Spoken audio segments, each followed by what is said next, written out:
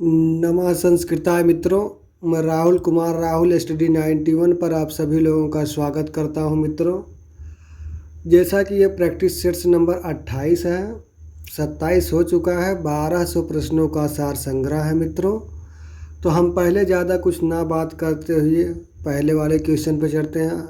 और ये जो है टीजीटी के लिए स्पेशल है, व्याकरण 1200 प्रश्नों को। यहाँ देख लीजिए, गोहितम पद में प्रयुक्त तत्पुरुष समास का किस विभक्ति का है? किस, यहाँ देखेंगे किस विभक्ति का है। गोहितम जो कह दिया जाता है अर्थात गाय के लिए हित। गाय के लिए हित जैसे ही आता है तो इसका सूत्र हो जाता है समासी विग्रह गवे हितम, तो चतुर्थी तत्पुरुष समास मित्रों हो जाता है। फिर यहाँ देखें, पार्वती का पर्याय है मैन सुता होगा कि सुभद्रा होगा कि कल्याणी होगा कि चामुंडा होगा। यहाँ क्या हो जाता है, मैन सुता हो जाता है मित्रों। फिर देखेंगे, अंबरम पदस्य विलोमः अस्ति। अंबर मतलब आकाश होता है मित्रों। यहाँ भवन होगा कि आस्था होगा कि अवनि होगा कि सत्ता होगा। तो यहाँ क्या हो जाता है, तीसरे का सी। अवनि मतलब क्या बताया गया है, पृथ्वी, अर्थात आकाश का क्या होता है, पृथ्वी होता है। त्रीणी पद का अर्थ है, त्रीणी मतलब कितना होता है, यहाँ 33 होता है कि 30 होता है कि 13 होता है कि आपका 3 होता है। तो यहाँ क्या होता है, 3 होता है। त्रीणी जो होता है मित्रों या 3 होता है। त्रिंसत जब कहा जाएगा तो 30 हो जाएगा। त्रित्रिंसत जब कहा जाएगा तो यहाँ 33 हो जाएगा। यहाँ त्रिदशम कह दिया जाए तो यहाँ क्या हो जाएगा, 13 हो जाएगा।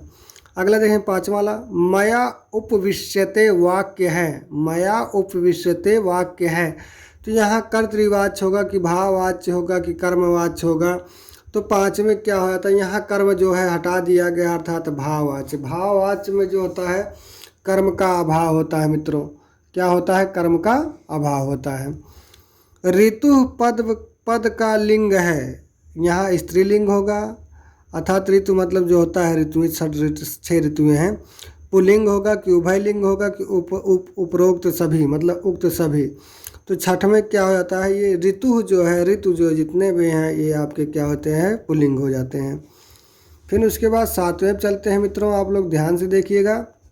7वें क्या कहा जा रहा है, इनमें से कौन ऊष्म व्यंजन है। ऊष्म व्यंजन क्या क्या है, सा सा हा, ठीक है। ये अंतस्थ व्यंजन है, ये आपका और ये आपका क्या मिल जाते हैं, ये स्पर्श व्यंजन के अंतर्गत आता है, अर्थात सी और डी स्पर्श व्यंजन के अंतर्गत आते हैं। फिर आगे देखेंगे, हर्ष आभ्यंतर प्रयत्न में है। यहाँ देखेंगे समृद्ध भी है, ईषद विवृत बिल्कुल नहीं होगा। यहाँ देखेंगे, यहाँ विवृत होगा कि यहाँ आपका क्या हो जाएगा, स्पृष्ट में 25 वर्ण आते हैं, विवृत में 9 आते हैं, इसमें 4 आते हैं, इसमें 1 आता है, अर्थात ए वाला ऑप्शन सही मान लिया जाता है।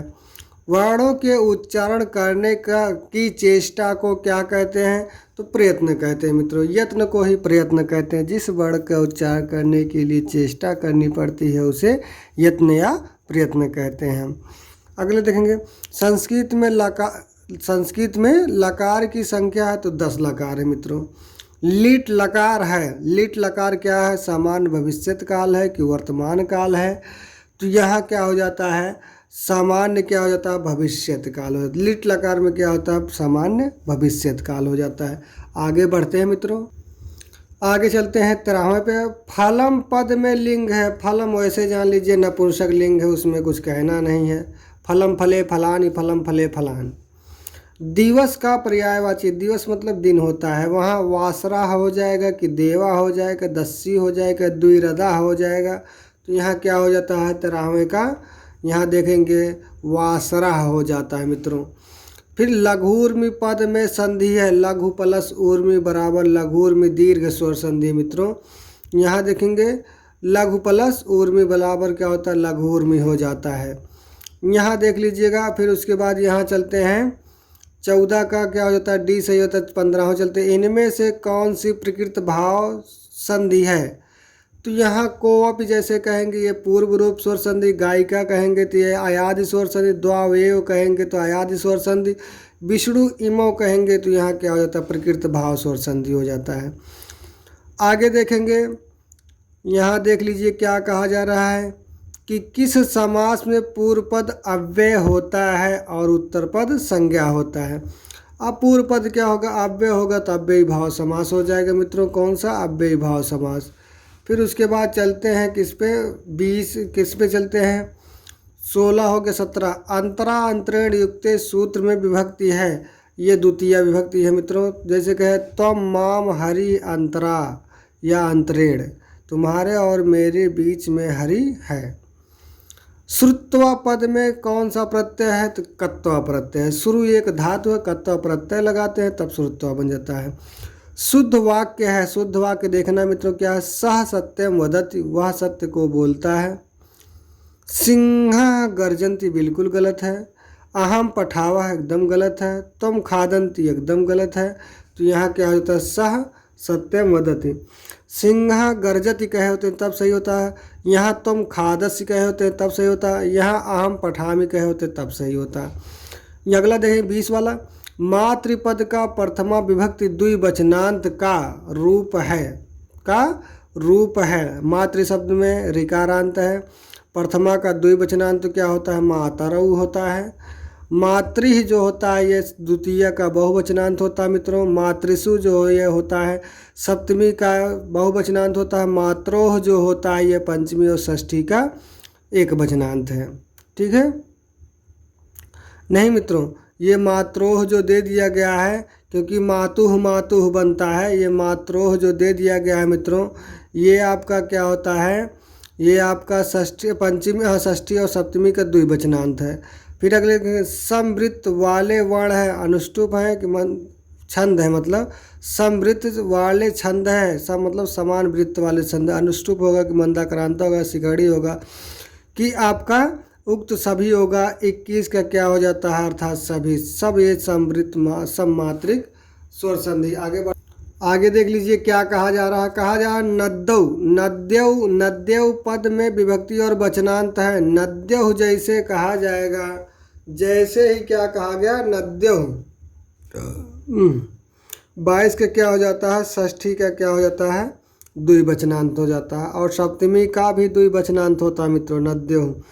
सौंदर्यम अलंकार पद किसका है, तो सौंदर्यम अलंकार पद 23 का क्या हो जाता है, वामन जी है। निम्नलिखित में से कौन संस्कृत शिक्षण का सिद्धांत नहीं है, देख लीजिए कौन सा नहीं है।